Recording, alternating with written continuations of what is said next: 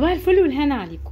لما تبقي عايزه تعملي فسيخ جامد كده ويتاكل ويبقى زبده معاكي، قومي روحي السوق بدري كده وهاتي البوري الطازه اللي ما يبقاش عليه تلج، كله طازه كده، والبق بتاعه زي ما انتوا شايفه كده واخد العرض كده من هنا اهوت شويه، وبيبقى على هيئه بيضاويه كده من البق. ده اسمه بوري طازه مش طوبار. ايه رايك؟ شايفه الجمال؟ انا قمت ورحت بقى وجبت البوري بتاعي طازه زي ما انت شايفه كده، وكمان جبت الكيلو، يعني دي تعتبر ايه، يعني تعتبر يعني ايه نص كيلو شويه.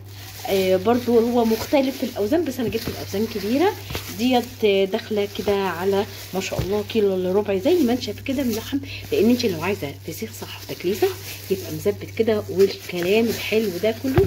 انا دلوقتي بقى هغسله غسله تمام قوي قوي على الحنفيه لحد ما اصفي كل اللي فيه، وهقول لك تعملي ايه بعد كده عشان الشغل بتاعك يبقى على ميه بيضه.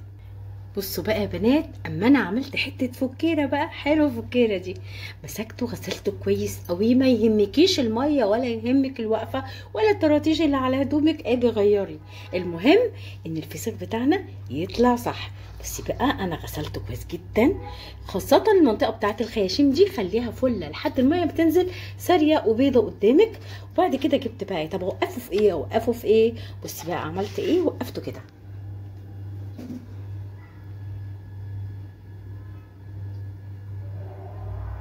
شايفه الجمال؟ وقفته بالمنظر اللي انت شايفاه ده، تمام.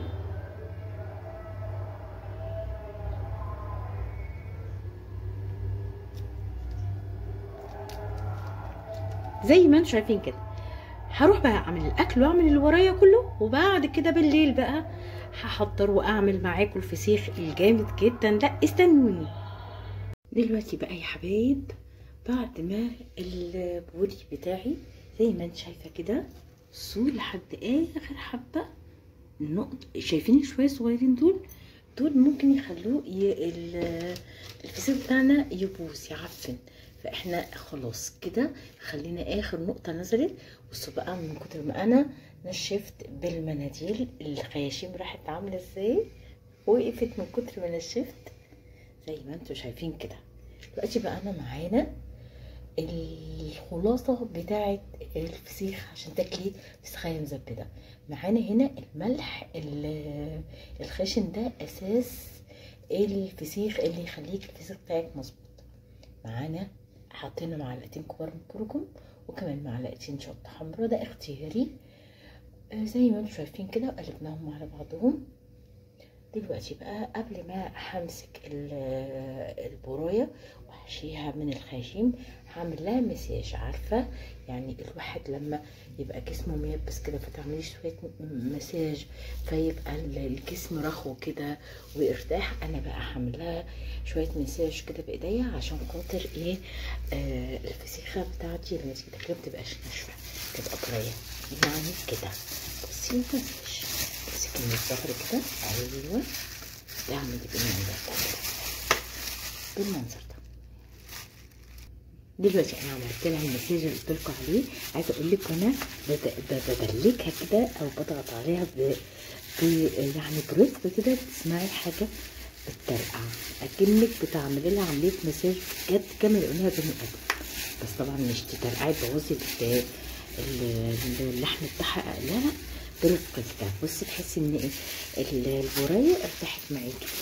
يلا بقى دلوقتي هنمسك الخياشيم كده ونحط بقى الملح بتاعنا، ايوه نمسكها كده واحده معاكم. بصوا الحكايه ما فيهاش اي حاجه، تفتحي الخياشيم كده على الاخر، ايوه. وتجيبي بقى كده اهم حاجه منطقه الخياشيم دي تديها كده بالايه زي ما انتم شايفين كده، وديها كده لجوه عشان الملح ينزل تمام.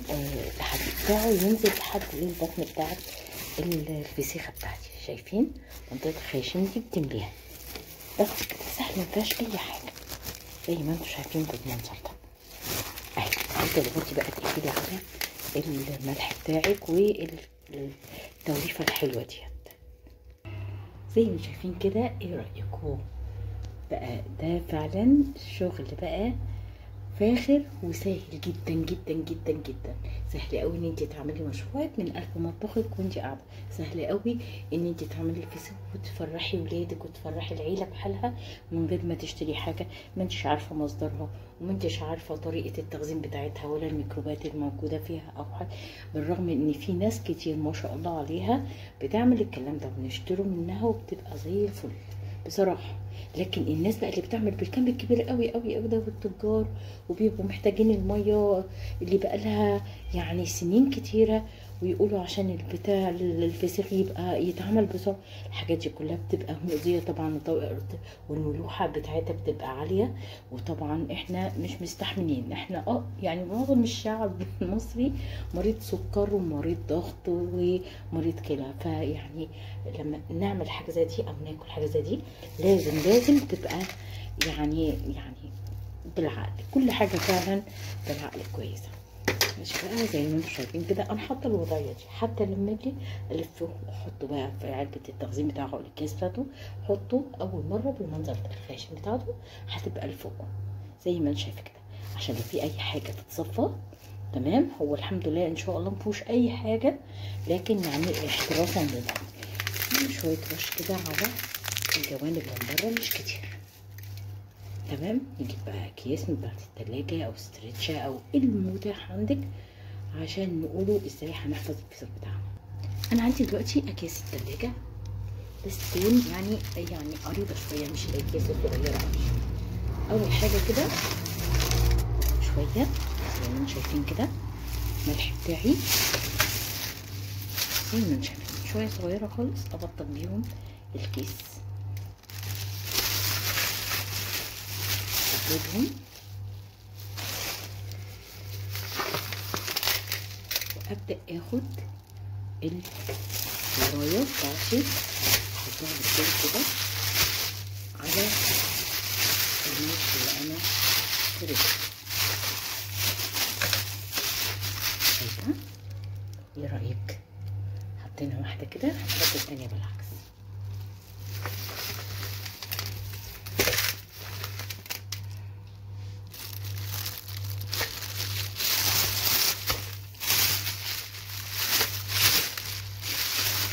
انا حطيت واحده والتانيه بعكسها. هطلع الهواء على قد ما اقدر كده، هطلعه على قد ما اقدر وابدا اغلف الكيس. بصوا بقى يا حبايب، انا حطيته في كيس كمان نفس الكيس ده بتاع التلاجة، بس حطيته ايه بالعكس بتاعه. تمام. بعد كده طلعت الهواء منهم جيدا على قد ما تقدري ميبقاش فيه هواء. حطيت كيس اسمر. بعد كده مش هتبدأي بالاسمر ابدا، لان الكيس سمراء بتبقى يعني مش امنه على الطعم، فاحنا بنحطها في كيس تلاجة الاول، بعدين نطلع منها الهواء، وبعد كده جبت الاسترتشة ولفه خفيفه كده مش تقل ان انت مغلفاها في كذا كيس. تمام. هعمل كل بوريتين او فسختين في كيس واحد. دي علبه التخزين بتاعي. شايفين العلبه؟ بصوا بقى كل فسختين مع بعضيهم زي ما انتم شايفين كده. بعد الاكياس ما حفظتهم طلعت الهواء منهم اكتر من كيس طبعا، بعدين الكيس الاسود، بعدين استرتش. شايفين؟ راب استرتش ده حلو قوي انك تكتمي بيه، لو ما عندكيش حطي في كيس كمان ولا هيحصل اي حاجه. دلوقتي انا خلصت الكميه بتاعتي، التمن بوريات او التمن فسخات ان شاء الله فيما بعد. حطيت كل اتنين في اكياس تلاجة محكمه، وبعد كده اكياس سمراء، عشان انا محتاجه يكون في مفيش اضاءه جوه تحنيط السمكيه او التفسير بتاعها. انا محتاجه يبقى في ضلمه، ولسه كمان العلبه بتاعتي هقفلها تماما، وكمان هحطها في مكان يكون مثلا جنب شفاط، يكون في مكان عالي الولاد ما يجيش يلعبوا فيه او يفتحوا عليه. وهفتح يعني هحاول اضيع الوضعيه بتاعه الاكياس دي كمان 3 ايام او 4 ايام بالظبط. هو ان شاء الله باذن الله اسبوع بالظبط او اقل كمان من اسبوع، ممكن 5 ايام، لان احنا لسه ما دخلناش على احنا في الخريف، ما احنا لسه الشتاء ما جاش ولا حاجه. الصيف بياخد حوالي 5 ايام، فاحنا في الخريف هنقول مع بعض ايه 6 ايام كده، وهنفتح عليه ان شاء الله. بس كل 3 ايام انا في ال6 ايام دول اول 3 ايام هغير الاكياس الوضعيه بتاعتها، وهغلق العلبه بتاعتي تاني، واليوم اللي قبل ما افتحه برضو هغيرهم، واليوم السادس هفتحه واقربه لكم ان شاء الله باذن الله. يا رب كده تكونوا استفدتوا، وان شاء الله باذن الله الفسيخ بتاعنا او الفسيخ اللي انت هتعمليه لنفسك مش هتبقى معضله او معجزه ان انت تشتري فسيخ ابدا. والله الحكايه سهله، وكمان لو فكرتي تعملي مشروع هيبقى مشروع مربح ليكي جدا ان شاء الله باذن الله. ربنا يصلح ما بين ايدينا وايديكم، اللهم امين يا رب العالمين. دلوقتي بقى احنا هنفتح نشوف النتيجه بتاعه الفسيخ بتاعتنا. احنا طبعا كنا حاطين الكيس الاسود ده عشان الاضاءه مش كويسه قوي للتخزين، طبعا تحتيه اكياس بيضاء غير التخزين بتاع الفسيخ. بسم الله على بركه الله، بسم الله. بس بقى الكيس ما بيفضلش صح زي ما قلت لكم اهو. طبعا انا كل 3 ايام كنت ببدل الفسيخ اللي تحت وتحت فوق كده، عشان ايه كله يبقى وسط ايه. بقى نقول بسم الله. دلوقتي بقى نمسك كده ايه المقص ونفتح بقى ونقول على بركه الله. بسم الله الرحمن الرحيم. واحد محتار يفتح ايه ولا ايه يا ولاد من كتر ما هو. بصي زبده التدليك والمساج اللي عملناه كده ايه عامل شغل جامد. افتحي بالراحه كده بس اوعي تجرحي الفسيخه. ما شاء الله ما شاء الله. بصوا بقى الريحه بتقول. بصي اللون بقى الكركم عامل شغل جامد. شفتي بجد لما الواحد بيبقى عامل حاجه وبتطلع ناجحه، بس ان شاء الله افتحه ويطلع ناجح باذن الله مع بعضينا كده.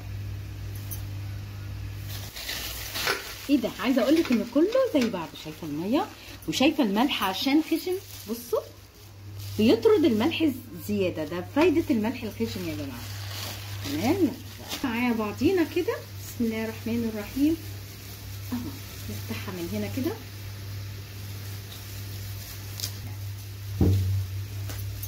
عايزه اقول لك ان الريحه جامده جدا، واللون الوردي اللي جوه ابتدى يظهر جدا جدا.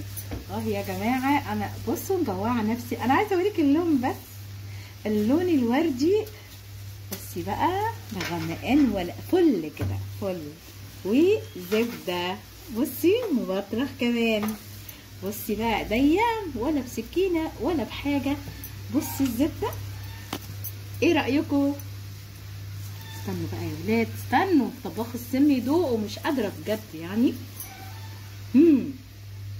بجد روعه جدا جدا جدا حكايه. بصوا السلسله دي اللي دايما في فيديو. اعملي بقى مخلي واعملي بقى الليمون، ولا عايز ليمون ولا عايز حاجه، هو عايز بصلايه وعيشه واشتغلي بقى. جامد جدا جدا جدا. ايه رايكم؟ اعملي الطريقه بتاعتي في الفسيخ وهتبقي مبدعه وشاطره جدا جدا جدا جدا.